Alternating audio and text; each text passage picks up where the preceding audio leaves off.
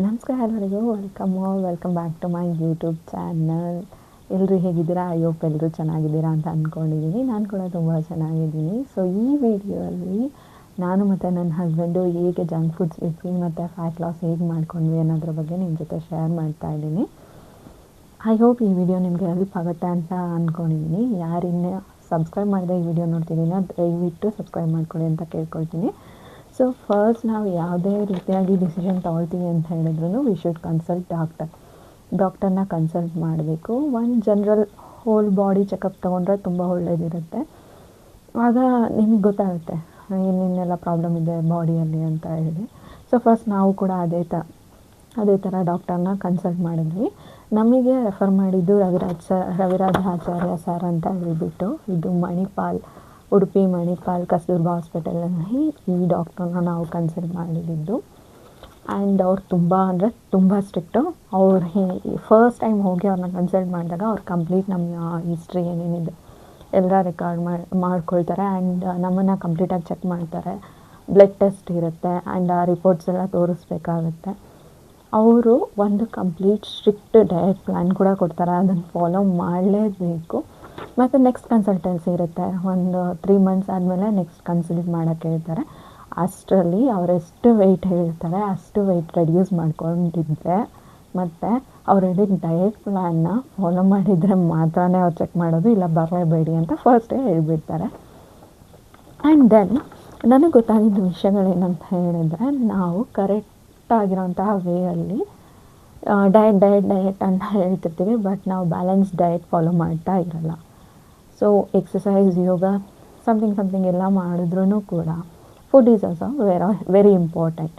ಹೇಗೆ ಅಂತ ಹೇಳಿದ್ರೆ, ಫಾರ್ ಎಕ್ಸಾಂಪಲ್ ಪ್ರೋಟೀನ್ ಕೂಡ ನಮಗೆ ತುಂಬ ಇಂಪಾರ್ಟೆಂಟ್ ಆಗುತ್ತೆ. ಪ್ರೋಟೀನ್ ಓನ್ಲಿ ಅಲ್ಲ, ಫೈಬರ್ ಆಗಿರ್ಬೋದು, ಕಾರ್ಬ್ಸ್ ಆಗಿರ್ಬೋದು ಎಲ್ಲ ಕೂಡ ತುಂಬ ಇಂಪಾರ್ಟೆಂಟ್ ಆಗುತ್ತೆ. ನಮಗೆ ಕಂಪ್ಲೀಟಾಗಿ ಒಂದು ಐಡಿಯಾ ಬಂದಿದೆ ಯಾವಾಗ ಅಂತ ಹೇಳಿದ್ರೆ ಡಾಕ್ಟರ್ನ ಕನ್ಸಲ್ಟ್ ಮಾಡಿದಾಗ. ಆ್ಯಂಡ್ ಇವರು ನಮಗೆ ಮೆಡಿಸಿನ್ಸ್ ಕೂಡ, ಅಂದರೆ ಯೂಶ್ವಲಿ ನನಗೆ ಮೆಡಿಸಿನ್ಸ್ ಎಲ್ಲ ಕೊಟ್ಟಿದ್ದರು. ಏನು ವೈಟ್ ಮ್ಯಾನೇಜ್ಮೆಂಟ್ಗೋಸ್ಕರ, ಆಮೇಲೆ ಕ್ಯಾಲ್ಶಿಯಮ್ಗೋಸ್ಕರ, ಪ್ರತಿಯೊಂದಕ್ಕೂ ಟ್ಯಾಬ್ಲೆಟ್ಸ್ ಕೊಟ್ಟಿದ್ದರು. ನನ್ನ ಪ್ರಕಾರ ಟ್ಯಾಬ್ಲೆಟ್ಸ್ ಮೇಲೆ ಡಿಪೆಂಡ್ ಆಗೋದಕ್ಕಿಂತ ಫುಡ್ಡಲ್ಲೇ ಎಲ್ಲ ರೀತಿಯಲ್ಲೂ ಪ್ರೋಟೀನು, ಕಾರ್ಬ್ಸು, ಫೈಬರು ಎಲ್ಲ ಬೇಕು ನಮ್ಮ ಬಾಡಿಗೆ. ಅದನ್ನು ಫುಡ್ಡಿಂದ ತಗೊಳ್ಳೋದೇ ಚೆನ್ನಾಗಿರುತ್ತೆ ಮೋರ್ ದೆನ್ ಟ್ಯಾಬ್ಲೆಟ್ ಅಂತ ಹೇಳಿ ಅನಿಸುತ್ತೆ. ಆ್ಯಂಡ್ ದೆನ್ ನನಗೆ ಗೊತ್ತಾಗಿದ್ದು ಏನಂತ ಹೇಳಿದ್ರೆ, ಸಾಲ್ಟು ಕೂಡ ನಮ್ಮ ಫ್ಯಾಟ್ ಲಾಸ್ ಮಾಡ್ಕೊಳ್ಳೋದಕ್ಕೆ, ಜಾಸ್ತಿ ಸ್ಪೈಸಿ ಫುಡ್ಸ್ ತಿಂತಿದ್ರೆ ನಮ್ಮ ಫ್ಯಾಟ್ ಲಾಸ್ ಬೇಗ ಆಗೋದಿಲ್ಲ ಅಂತ ನನಗೆ ಗೊತ್ತಾಯಿತು. ನನಗೆ ಹೇಳಿದ್ದು ಏನಂತ ಹೇಳಿದ್ರೆ, ಈ ಥರ ಡಯಟ್ ಸ್ಟಾರ್ಟ್ ಮಾಡಿದಾಗ ನಮಗೆ ಆಗುತ್ತೆ. ಯಾಕೆಂದರೆ ನಾವು ಏನು ವೇ ಆಫ್ ರೊಟೀನ್ನ ಫಾಲೋ ಮಾಡ್ತಿರ್ತೀವಿ, ಆ ರೊಟೀನಿಂದ ನಾವು ಶಿಫ್ಟ್ ಆಗಬೇಕು. ಆಗ ನಮಗೆ ಆಗುತ್ತೆ, ಫಾಲೋ ಮಾಡೋದಕ್ಕಾಗೋದಿಲ್ಲ. ಅವ್ರು ನನಗೆ ಬೆಸ್ಟ್ ಹೇಳಿದ್ದೇನಂತ ಹೇಳಿದ್ರೆ, ನಾವು ಏನಾದರೂ ಊಟ ಮಾಡೋಕ್ಕೂ ಮುಂಚೆ 1 ಗ್ಲಾಸ್ ಆಫ್ ಹಾಟ್ ವಾಟರ್ನ ಕುಡಿದಾಗ ನಮ್ಮ ಹಸಿವು ಕಡಿಮೆ ಮಾಡುತ್ತೆ. ಏನು ಫುಡ್ ಇಂಟೇಕ್ನ ಸ್ವಲ್ಪ ಕಡಿಮೆ ಆಗಿ ಇರಿಸೋದಕ್ಕೆ ಹೆಲ್ಪ್ ಮಾಡುತ್ತೆ. ಆ್ಯಂಡ್ ಹಸಿವಾದಾಗ ಡೈರೆಕ್ಟ್ ಫುಡ್ ತಿನ್ನೋದಕ್ಕಿಂತ ಇಂಪಾರ್ಟೆಂಟಾಗಿ ಏನಂತ ಹೇಳಿದ್ರೆ 1 ಗ್ಲಾಸ್ ಹಾಟ್ ವಾಟರ್ನ ಕುಡಿದ್ರೆ ಒಳ್ಳೆಯದು ಅಂತ ಹೇಳಿದರು. ಅವರು ನನಗೆ ಬ್ರೇಕ್ಫಾಸ್ಟ್ಗೂ ಹಾಟ್ ವಾಟರ್ ಕುಡಿಯೋಕೆ ಹೇಳಿದರು, ಮಧ್ಯಾಹ್ನ ಊಟಕ್ಕೂ ಮುಂಚೆನೂ ಹಾಟ್ ವಾಟರ್ ಕುಡಿಯೋಕೆ ಹೇಳಿದರು, ಆ್ಯಂಡ್ ನೈಟ್ ಊಟನೂ ಹಾಟ್ ವಾಟರ್ ಕುಡಿದು ಊಟ ಮಾಡೋದಕ್ಕೆ ಹೇಳಿದರು. ಯೂಶ್ವಲಿ ನನಗೆ ಅವ್ರು ರೆಫರ್ ಮಾಡಿದ್ದೇನಂತ ಹೇಳಿದ್ರೆ, ಕುಕ್ಕುಂಬರು, ಟೊಮ್ಯಾಟೊ, ಕ್ಯಾರೆಟು 3 ತಿನ್ನೋಕ್ಕೆ ಹೇಳಿದರು ಚೆನ್ನಾಗಿ. ಅಂದರೆ ಏನು fibre content, protein as usual ಏನು ಎಗ್ಸ್ ತಿಂತೀವಿ, ಆಮೇಲೆ ಪನ್ನೀರ್ ತಿಂತೀವಿ. ಪ್ರೋಟೀನ್ ರಿಪ್ಲೇಸ್ಮೆಂಟ್ಗೂ ತುಂಬ ಇದೆ, ಅದೆಲ್ಲ ಕಾಳು ಮಾಮೂಲಿ ನಾವೇನು ಇಂಡಿಯನ್ ಫುಡ್ ಕಲ್ಚರಲ್ಲಿ ಫಾಲೋ ಮಾಡ್ತೀವಿ ಅದೇ ಮಾಡಬೇಕು. ರೈಸ್ನ ಅವಾಯ್ಡ್ ಮಾಡಬೇಕು. ನನಗೆ ರೈಸ್ ತಿನ್ನಲೇಬಾರ್ದು ಅಂತ ಹೇಳಿದರು. ಕಾರ್ಬ್ಸ್ಗೆ ಬೇರೆ ರಿಪ್ಲೇಸ್ ಮಾಡ್ಕೊಳ್ಳೋದಕ್ಕೂ ಕೂಡ ಹೇಳಿದರು. ಬಿಕಾಸ್ ಕಾರ್ಬ್ಸ್ ಆಲ್ಸೋ ಎನರ್ಜಿ ಕೊಡುತ್ತೆ ನಮ್ಮ ಬಾಡಿಗೆ, ಕಾರ್ಬ್ಸು ಕೂಡ ಇಂಪಾರ್ಟೆಂಟು. ರೈಸ್ ತಿನ್ಬೋದು, ಬಟ್ ನನಗೆ ಸ್ಟ್ರಿಕ್ಟ್ ಡಯಟ್ ಹೇಳಿದ್ರಿಂದ ನಾನು ರೈಸ್ ಎಲ್ಲ ಏನೂ ತಿಂತಿರಲಿಲ್ಲ. ಆಮೇಲೆ ನೆಕ್ಸ್ಟ್ ಇಂಪಾರ್ಟೆಂಟ್ ಸ್ಟೆಪ್ ಏನಂತ ಹೇಳಿದ್ರೆ ವಾಕ್. ಅವರು ನೀನು ಹೆವಿ ವರ್ಕೌಟ್ ಅಥವಾ ಹೆವಿ ಲಿಫ್ಟ್ ಮಾಡ್ತಿರೋ ಇಲ್ಲೋ ಅದು ನನಗೆ ಗೊತ್ತಿಲ್ಲ, ಬಟ್ 30 ಮಿನಿಟ್ಸ್ ವಾಕ್ ಮಾಡಲೇಬೇಕು ಮಾರ್ನಿಂಗು ಮತ್ತು ಈವ್ನಿಂಗು. ಹೇಗೆ ವಾಕ್ ಮಾಡಬೇಕಂದ್ರೆ ಸ್ಟ್ರೈಟ್ ರೋಡಲ್ಲಿ ನಾವು ವಾಕ್ ಮಾಡಬೇಕು. ಆ್ಯಂಡ್ ಕಾನ್ಸಂಟ್ರೇಷನ್ ಎಲ್ಲ ನಮ್ಮ ವಾಕ್ ಮತ್ತು ನಮ್ಮ ಬಾಡಿ ಮೇಲೆ ಇರಬೇಕು. ಅಂದರೆ ಹಿಂಗಂದ್ರಂಗೆ ಹೋಗೋದು ಹಿಂಗಂದ್ರಂಗೆ ಬರೋದು ಬರ್ತೀವಲ್ಲ ಅದ್ರ ಬದಲು ಸ್ಟ್ರೈಟ್ ರೋಡಲ್ಲಿ ಸ್ಟ್ರೈಟಾಗಿ ವಾಕ್ ಮಾಡೋದಕ್ಕೆ ಹೇಳಿದರು. ಆಮೇಲೆ ಫಸ್ಟ್ ಸ್ಟಾರ್ಟಿಂಗೇನೆ ತುಂಬ ಕಿಲೋಮೀಟರ್ಸ್ ಕವರ್ ಮಾಡೋದು ಆಗಿರ್ಬೋದು, ಫಾಸ್ಟಾಗಿ ಹೋಗೋದಾಗಿರ್ಬೋದು ಆ ಥರ ಹೇಳಿರಲಿಲ್ಲ ನನಗೆ. ಸ್ಲೋ ಆಗೇ ಸ್ಟಾರ್ಟ್ ಮಾಡಿ ಆಮೇಲೆ ನಿಮ್ಮ ಬಾಡಿ ಕೆಪಾಸಿಟಿ ನೋಡಿ ಸ್ಟಾರ್ಟ್ ಮಾಡಿ ಅಂತ. ಆ್ಯಕ್ಚುಲಿ ಇಲ್ಲಿ ಮೇಯ್ನ್ ಏನಂತ ಹೇಳಿದ್ರೆ ಫುಡ್ ಕ್ರೇವಿಂಗ್ಸು ಜಾಸ್ತಿ ಇರುತ್ತಲ್ವ, ಸೊ ಅದನ್ನು ಬಿಡೋದೇ ಒಂದು ದೊಡ್ಡ ಟಾಸ್ಕ್ ಆಗಿರುತ್ತೆ. ಅಷ್ಟು ತಿನ್ನೋ ಫುಡ್ಡು ಸಾಲ್ತಿರಲ್ಲ, ಯಾಕೆಂದರೆ ನಾವು ಜಾಸ್ತಿ ಫುಡ್ ತಿನ್ನೋದಕ್ಕೆ ಅಡ್ಜಸ್ಟ್ ಆಗಿಬಿಟ್ಟಿರ್ತೀವಿ. ಮಿನಿಮಮ್ ಅಂದ್ರೂ 1 ಮಂತ್ ಕಷ್ಟ ಆಗೇ ಆಗುತ್ತೆ. ತುಂಬ ಅಳು ಬರುತ್ತೆ, ತುಂಬ ಹಶ್ವಾಗುತ್ತೆ, ತಡ್ಕೊಳ್ಳೋದಕ್ಕಾಗೋದಿಲ್ಲ. ಅವ್ರು ಆಲ್ರೆಡಿ ಹೇಳಿದರು ಈ ಥರ ಆಗುತ್ತೆ ಅಂತ ಹೇಳಿ. ಹಾಗಂತ ನೀವು ತುಂಬ ಸ್ಟ್ರೆಸ್ ಮಾಡ್ಕೋಬಾರ್ದು, ಆರಾಮಾಗಿ ಮ್ಯಾನೇಜ್ ಮಾಡ್ಕೋಬೇಕು ಅಂತ ಹೇಳಿದರು. ನೀರನ್ನ ಚೆನ್ನಾಗಿ ಕುಡಿಯೋದಕ್ಕೆ ಹೇಳಿದರು.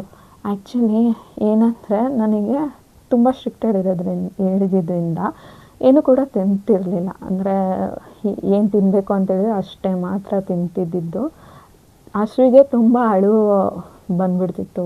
ನನ್ನ ಕೈಲಿ ಆಗ್ತಿಲ್ಲ, ನನಗೆ ಸ್ಕಿಪ್ ಮಾಡಿಬಿಡೋಣ, 1 ವೀಕ್ ಮಾಡಿನೇ ನನ್ನ ಕೈಲಿ ಆಗ್ತಿಲ್ಲ, ನಂಗೆ ಹಶ್ವು ತಡೆಯೋಕ್ಕಾಗಲ್ಲ, 2 ಚಪಾತಿ ತಿಂತಿದ್ದಿದ್ದು, ಆಗಲ್ಲ ಬಿಟ್ಬಿಡೋಣ ಅಂತ 1 ಮಂತ್ ಕಷ್ಟಪಟ್ಟ ಮೇಲೆ ಅದೇ ರೋಟಿಗೆ ಸ್ಟಿಕ್ ಆಗೋ ಥರ ಇತ್ತು.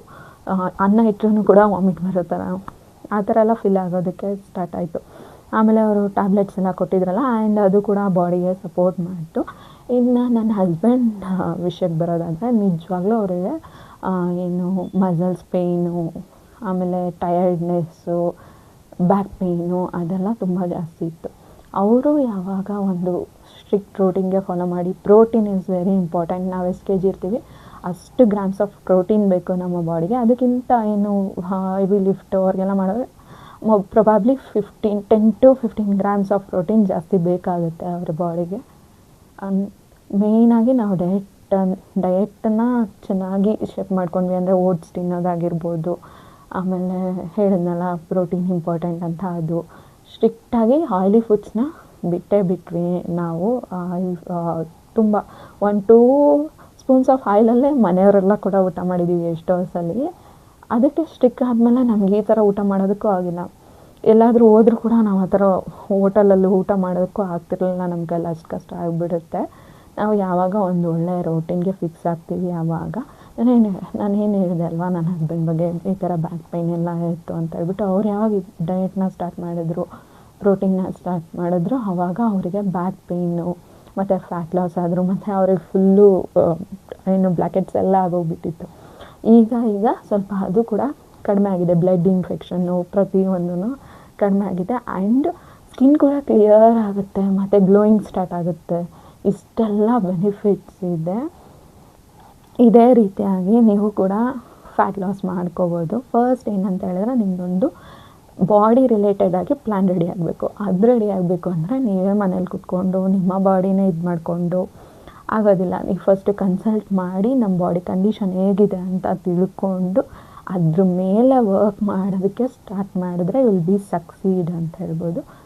ಅದೇ ನಾನೇನು ರೆಫರ್ ಮಾಡೋದು ಅಂದರೆ ಮೆಡಿಸಿನ್ಸ್ ಹೌದು ವೆರಿ ಗುಡ್, ಆದರೆ ನನಗೆ ಯಾವುದೂ ಸೈಡ್ ಎಫೆಕ್ಟ್ ಮೆಡಿಸಿನ್ಸ್ ಆಗಿರ್ಬೋದು, ಇಂಜೆಕ್ಷನ್ಸ್ ಆಗಿರ್ಬೋದು ಖಂಡಿತವಾಗ್ಲೂ ಅವ್ರು ಕೊಟ್ಟಿರಲಿಲ್ಲ. ಎಲ್ಲ ಕೊಟ್ಟಿದ್ದು ವಿಟಮಿನ್ B12 ಸಪ್ಲಿಮೆಂಟ್ಸ್. ಯಾಕೆಂದರೆ ನಾವು ಡಯಟ್ ಸ್ಟಾರ್ಟ್ ಮಾಡಿದಾಗ ನಮಗೆ ಎನರ್ಜಿ ಬೇಕು, ಹಾಗೇ ಆಗುತ್ತೆ. ಫಸ್ಟ್ ಊಟ ಎಲ್ಲ ಕಡಿಮೆ ಮಾಡಿಬಿಡ್ತೀವಲ್ಲ, ಆಗೋದಿಲ್ಲ. ಏನು ಅನ್ಕಾನ್ಷಿಯಸ್ ಆಗೋದು ಆ ಥರ ಎಲ್ಲ ಆಗೋಕ್ಕೆ ಸ್ಟಾರ್ಟ್ ಆಗುತ್ತೆ. ಬಟ್ ಆ ಥರ ಎಲ್ಲ ಆಗಬಾರ್ದು ಅನ್ನೋದಕ್ಕೆ ಈ ಟ್ಯಾಬ್ಲೆಟ್ಸ್ ಎಲ್ಲ ಕೊಟ್ಟಿದ್ದರು. ಆ್ಯಂಡ್ ಮೋರೋವರ್ ಒಂದು 3 ಮಂತ್ಸಿಗೆ ಅಷ್ಟೇ ಅವ್ರು ಕೊಟ್ಟಿದ್ದು. ನೆಕ್ಸ್ಟು ನೀವೇ ಸ್ಟಿಕ್ ಆಗಿಬಿಡ್ತೀರಾ ಈ ಡಯೆಟಿಗೆ ಅಂತ ಹೇಳ್ಬಿಟ್ಟು. ಇಷ್ಟೆಲ್ಲ ನಮ್ಮ ಒಂದು ಎಕ್ಸ್ಪೀರಿಯೆನ್ಸು. ಮ್ಯಾಕ್ಸ್ ಟು ಮ್ಯಾಕ್ಸ್ ನಾನೊಂದು 7 kg, ಅವರೊಂದು 8. ಅವ್ರದ್ದು ಕಡಿಮೆನೇ ಇದ್ದರು, ಅವ್ರದ್ದೇನು ಅಷ್ಟು ವೆಯ್ಟ್ ಇರಲಿಲ್ಲ.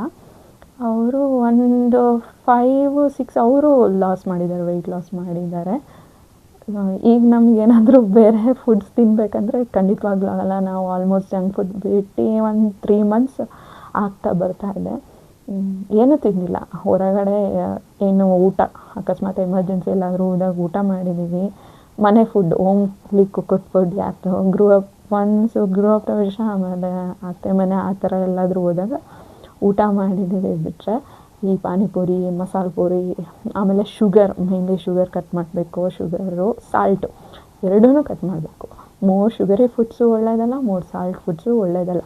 ನಿಜವಾಗ್ಲೂ ಸಾಲ್ಟ್ ಇಂಟೇಕ್ ಜಾಸ್ತಿ ಮಾಡ್ತಿದ್ರು ನಿಮ್ಮ ಫ್ಯಾಟ್ ಲಾಸ್ ಆಗೋದು ಕೂಡ ಕಡಿಮೆ ಆಗುತ್ತೆ. ಸಾಲ್ಟ್ನೂ ಕೂಡ ಕಡಿಮೆ ಮಾಡಬೇಕು. ಹಂಗಂದ್ರೆ ಸಪ್ಪೆ ಊಟನ ನನಗೆ ಪೆಪ್ಪರ್ ರೆಫರ್ ಮಾಡಿದರು. ಸಾಲ್ಟು ಸ್ವಲ್ಪ ಮತ್ತು ಪೆಪ್ಪರ್ ಯೂಸ್ ಮಾಡೋದಕ್ಕೆ ಹೇಳಿದರು. ಎಂಥ ಪೆಪ್ಪರ್ ಅಂತ ಹೇಳಿದ್ರೆ ಮಾಮೂಲಿ ಸ್ಟೋರ್ಸ್ ಎಲ್ಲ ಸಿಗುತ್ತಲ್ಲ, ಆ ಥರ ಪೆಪ್ಪರಲ್ಲ, ನಾವೇ ಗ್ರೈಂಡ್ ಮಾಡಿ ಇಟ್ಕೊಳ್ಳೋದಕ್ಕೆ ಹೇಳಿದರು.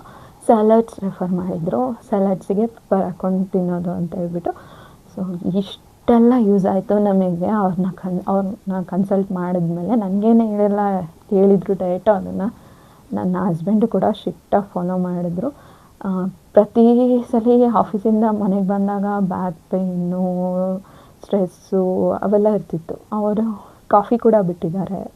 ಕೆಫಿನ್ ಇರುತ್ತಲ್ವ, ಸೊ ಅದಕ್ಕೋಸ್ಕರ ಕಾಫಿ ಬಿಟ್ಟಿದ್ದಾರೆ. And more over fertility related ಪ್ರತಿಯೊಂದೂ ಇಂಪ್ರೂವ್ ಮಾಡ್ಕೋಬೋದು by following this strict diet. ನಮ್ಮ ಆರೋಗ್ಯ ನಮ್ಮ ಕೈಯಲ್ಲೇ ಇದೆ ಅಂತ ಹೇಳ್ಬೋದು. ಈಗ ನೋಡ್ಬೋದು ಸಣ್ಣ ವಯಸ್ಸಿಗೆಲ್ಲ ಕಾರ್ಡಿಯಾಕ್ ಅರೆಸ್ಟು ಆ ಥರ ಎಲ್ಲ ಆಗ್ತಿದೆ. ಅದನ್ನೆಲ್ಲ ತಡಿಬೋದು.